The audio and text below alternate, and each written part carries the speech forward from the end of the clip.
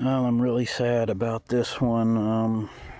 I got a message earlier that there was this big snapping turtle down here at the Lake Wichita boat ramp, and he was right over here on the ramp with his face in the water, head down in the water. And the first person that reported him to me said that he was blowing bubbles out of his nose.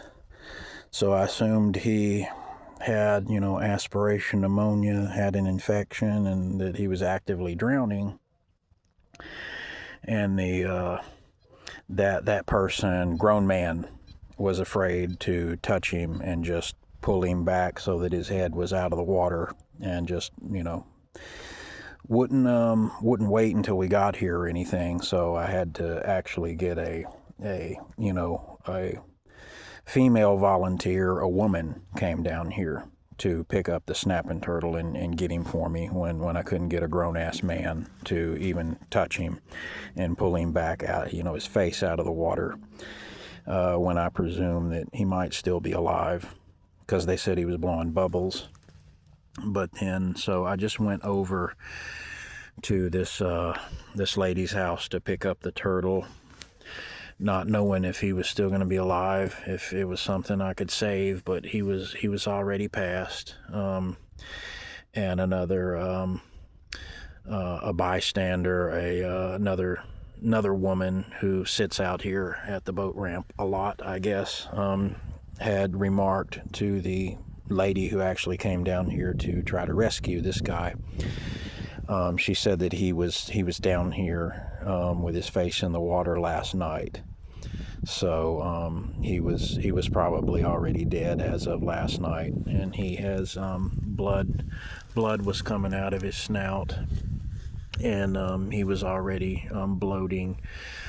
But this poor, great big male snapping turtle, he I don't know, it's a boy.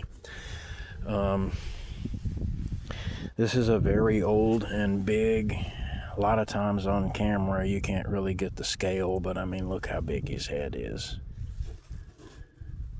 This is a very, very big old snapping turtle, and I'm just so sorry that he wasn't alive when we got to him. I couldn't do anything for him. And the strange thing is, I can't see anything obvious as far as cause of death. He doesn't have any marks on his shell. He wasn't hit by a car, so he wasn't hit by a car and then crawled over here, or nobody placed him at the water's edge. He doesn't have any trauma on the bottom either. I thought maybe he was caught on a fisherman's line. A lot of times they'll haul them out of the water, and a lot of fishers will kill them punitively because they get pissed off that they get caught on their line and eat their bait and stuff. So a lot of these people that fish will kill them and otherwise abuse them. But he didn't have any hooks or any other kind of trauma in his mouth, so he wasn't caught on anybody's line either that I can tell.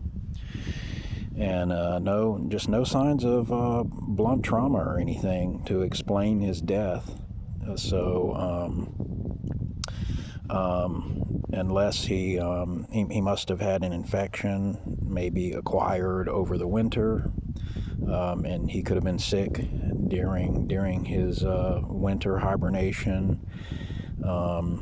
He could have been fighting infection, in recent months. Or maybe he was poisoned or something like that. But there's no knife wounds or bite wounds or gunshot wounds or vehicle trauma or anything like that to explain why he's dead.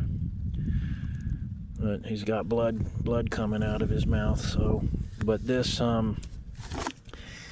he's got a pretty nice shell, and this is a nice older snapper. He's can't really tell for sure how old he is, but I'm guessing this guy is at least 50 or better. And so I'm glad he had a nice, relatively long life. But just, it's always sad when I see big, magnificent specimens like this dead. But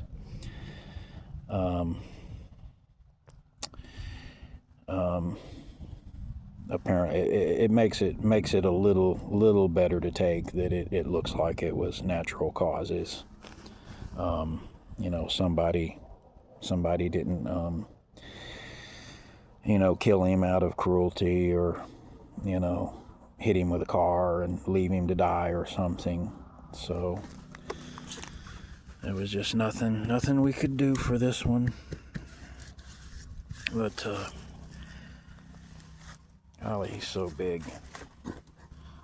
There's my shoe. I wear a 13.